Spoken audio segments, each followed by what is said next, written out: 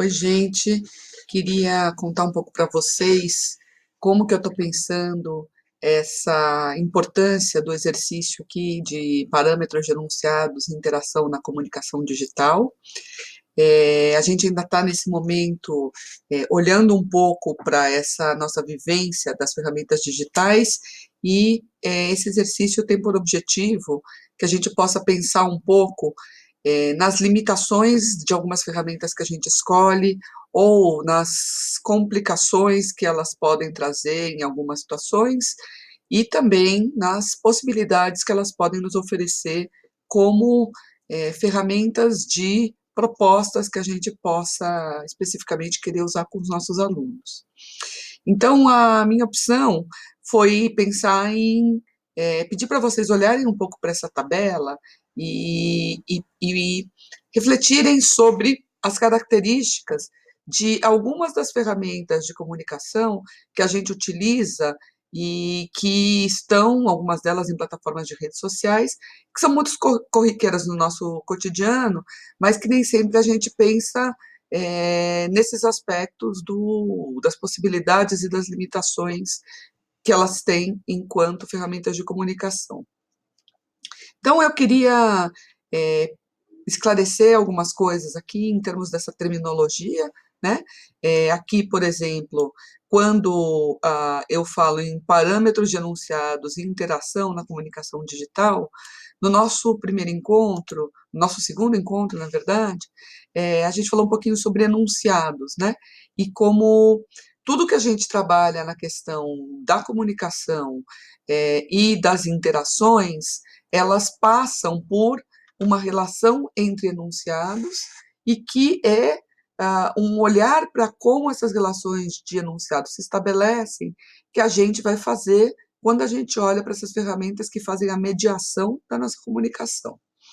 Então, na primeira linha da tabela, a gente tem o nome das ferramentas especificamente, então, e aqui na primeira coluna, a gente tem um conjunto de parâmetros, o que eu estou chamando de parâmetros, que vão caracterizar como cada uma dessas ferramentas funciona, né? Como elas criam uma diferença entre elas.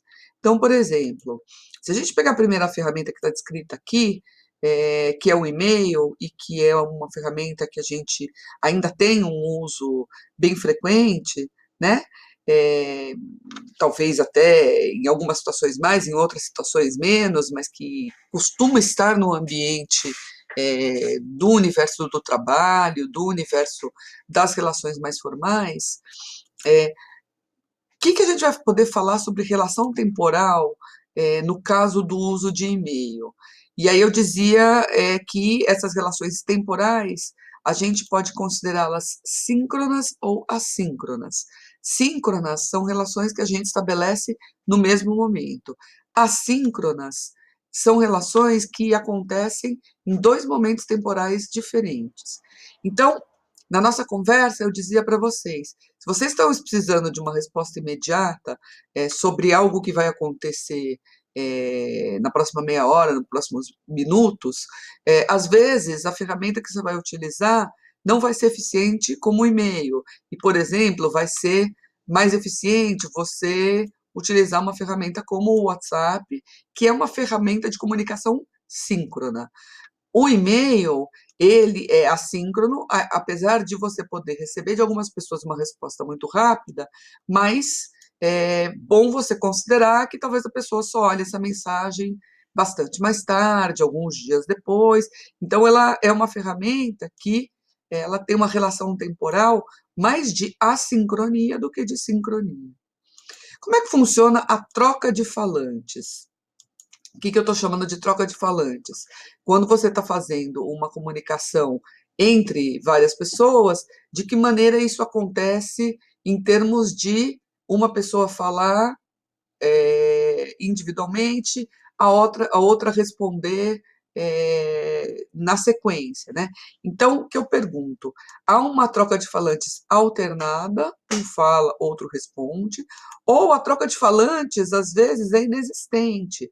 Por exemplo, se a gente considerar uma ferramenta como o YouTube, muitas vezes você vai lá, você vai assistir um vídeo e que é um enunciado, você recebeu uma mensagem, você vai utilizar isso de outras maneiras, mas você só vai ter uma troca de falantes, no caso do YouTube, se você for conversar nos comentários. E ainda assim, se a pessoa for conversar muito mais longamente com você, né? O fluxo de comunicação, ele é intenso ou ele é moderado? Nesse caso, muitas vezes depende do grupo que você está falando. Você pode ter uma troca de e-mails muito intensa sobre um determinado tema, e às vezes a troca de e-mail é moderada, porque você está trabalhando um tema que tem poucas pessoas envolvidas. Mas aqui, se a gente pegar o caso do WhatsApp, por exemplo, qualquer pessoa que participe de um grupo de WhatsApp com muita gente, com um grupo quando você tem uma questão que está muito acalorada, sabe que você tem um fluxo intenso de comunicação. Qual é o problema que isso pode trazer? Quando você quer dar destaque a uma mensagem específica, se você tem um fluxo de comunicação muito intensa, a mensagem que você quer destacar, ela pode se perder lá no meio. Então, você precisa escolher uma outra ferramenta desse fluxo de comunicação mais moderada. Aí, por exemplo, o e-mail, então atenção, alerta, comunicado, etc. Muitas vezes você vai fazer isso por meio de uma outra ferramenta para destacar a mensagem que você está querendo trazer. Canal de semiose, canal ou semiose, né? Essa ferramenta, ela prioriza a escrita, ela prioriza ou possibilita o uso de linguagem oral, ela tem como linguagem central o vídeo, permite ou tem como uso de imagem central as imagens, ela faz uso ou permite o uso de paralinguagem, e aqui nesse sentido, né, o que a gente chama de emoticons, emoticons. Hoje em dia, todas as figurinhas, etc., elas são paralinguagens. É, e aí, isso a gente pode olhar, por exemplo, claro que quando a gente fala em Instagram, a gente está falando de um canal de comunicação que tem na imagem a sua grande referência, ainda que essa imagem possa, e hoje em dia se usa bastante isso, ser um cartão com coisas escritas, ainda que você possa também ter comentários, mas essencialmente um veículo que trabalha mais com imagem, né? Hoje em dia, com um pouquinho de vídeo, mas até recentemente com uma imagem mais estática, né? No WhatsApp, você tem um pouco de todas elas. Paralinguagem é uma coisa muito presente lá. Paralinguagem está presente, às vezes, também na interação no Facebook, né? Então, da gente perceber quais são esses canais ou essas formas de linguagem que a gente utiliza em cada uma dessas ferramentas. Quando a gente fala em extensão, a extensão desse comunicado, desse enunciado, ela pode ser longa, ela pode ser curta, ela de verdade é indefinida. Então, a mesma coisa que eu estava pensando aqui na questão dos vídeos, né? Se eu vou trabalhar na produção de um vídeo longo, o meu canal de enunciado, de preferência, vai ser YouTube. Né? Se eu estou fazendo uma comunicação ou um produto de mais amplo fôlego. Né? O vídeo curto cabe circular pelo Instagram.